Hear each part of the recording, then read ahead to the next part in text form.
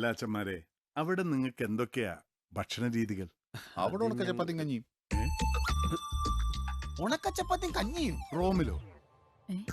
ഈ ചപ്പാത്തി എന്ന് പറഞ്ഞാൽ അവിടുത്തെ ഈ പിസയാ, പിസ.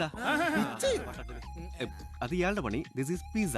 അല്ലച്ച ഞാൻ ചോദിച്ചു. എടാ പന്ന ഒന്നും ഉണ്ടായിരുന്ന ചുമ്മാ. എടാ നമ്മുടെ നാടൻ കണ്ണാരച്ചക്ക, ലഡ്ഡു, ജിലേബി ഇതൊക്കെ റോമിൽ കിട്ടുവോ? അച്ഛന്മാര് കഴിച്ചാട്ടെ. ഇത്ര കാലായിക്കാണ് ഇതിന്റെ ഒക്കെ ഒരു ടേസ്റ്റ് അല്ലേ അച്ഛൻ? നാട്ടുകാർക്ക് സംശയം തുടങ്ങി. ഇനിയും വല്ലതും വേണം പറ.